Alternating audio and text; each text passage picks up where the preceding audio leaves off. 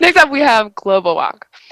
Traveling is one of my favorite pastimes. I love going places I've already been. I love exploring new places. And with Global Walk, I can enter a virtual reality with my friends to plan what we're going to do and look at the places that we're going to be doing it. And I can do it all while in a great environment. I have my own playlist going, really sets the mood. Global Walk, how about you tell us more about what technologies you use to make this and the challenges you faced in implementing it? Thanks, Kate. My name is Shaun Elabdouni. My teammates are David Geiss, Dan Meisel, and Mikhail Qader. And our project is Globo Walk. So we built this really cool virtual reality application where you and your friends can be immersed in 360-degree panoramic views of just about any location of your choosing. You can walk around and explore your surroundings using Google Street View. Another cool feature of our application is the chat room. And while inside of the chat room, you have the ability to upload various MP3 files, which you can then stream live. We provide you with a volume control, as well as the ability to turn on your microphone so that you can chat with your friends in real time.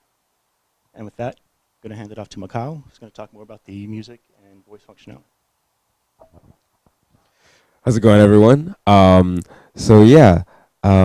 This is a quick little video that we're going to show you of me, Dave, and Shaun actually in the app talking to each other and listening to music and going around the app and just, you know, kind of viewing a little bit of Rio, Brazil. So I hope you guys enjoy. All right, trying to start my little Brazilian adventure. Connect my microphone. What's up, Dave and Shaun? Hey, man. Hey, what's up? How you guys doing? You guys excited? Ready for a nice vacation after this boot camp. Yeah. All right, you guys ready for a little music here? Oh, sweet. Is that the girl from Ipanema? That's that, yeah. All right, let's do this. Rio's in here. Excellent.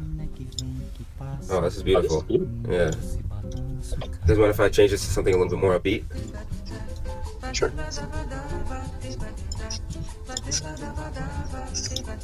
Oh, wow. Someone made a giant sandcastle here. Nice, nice. Dave, how you doing over there in VR? That's great. Traveling around Rio and not seeing your face is beautiful. Okay, that's not nice. All right. So now I'm just going to talk to you a little bit about the data flow and how we implemented real-time chatting and also multiple peer connections. So let's just say that the Starks are going on a trip to Bravos, and our user John wants to talk with his sisters and his brother. So he joins a chat room, and now he is emitting something to the back end that says he's going to join this chat room. Each user on the chat room is stored as a socket on the backend Redux store. Each socket then emits that they have to add a peer that now that John is entering.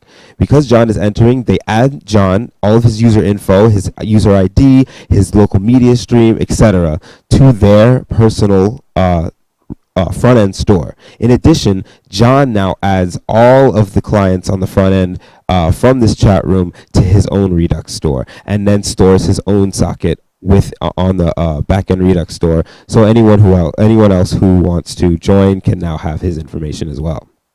Now let's talk a little bit about WebRTC. So WebRTC, or real-time chat, was implemented by using a few different tools. So one of the biggest problems was chatting with multiple peers and also uploading a music stream. So the way that we did this is actually using the Web Audio API, which is a very linear, versatile system of connecting different media streams to different nodes. So each user has a local audio stream, that's what they hear, and a remote audio stream, what they're sending out to each one of their peers. When they connect to the chat room, they connect this remote audio stream that they have implemented to every single one of their peers. So now everyone can hear exactly what music they're streaming and all of their microphone data. So I'm going to hand it off to Dave to talk about some of the virtual reality stuff. So I hope you guys have fun with this.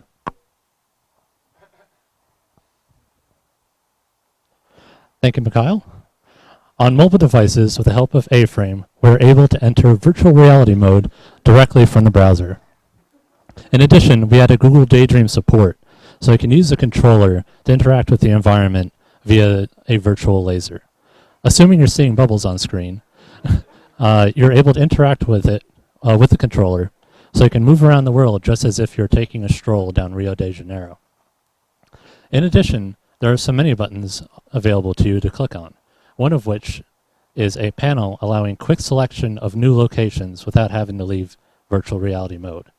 The other buttons you see are for music control and also the ability to connect and disconnect your microphone from the voice chat. Hi. Making all this work requires a very carefully coordinated dance of libraries and APIs. In addition to the technologies we've talked about, I'll briefly go over our entire tech stack. On the back end, we had Node and Express for our server and routes, Sequelize for our database, and Passport for authentication. Both on the back and front end, we used Redux for state management, Socket.io for data transfer, and WebRTC for real-time voice communication. On the front end, we used React for the non-virtual reality portions of the site, and Webpack to tie it all together. We want to thank you all for listening to this. It's been a lot of fun making this app and actually using it, as you saw in the video before. We are deployed at globalwalk.herokuapp.com. Here's a cat to make you feel a little better, and I hope to see you somewhere in virtual reality.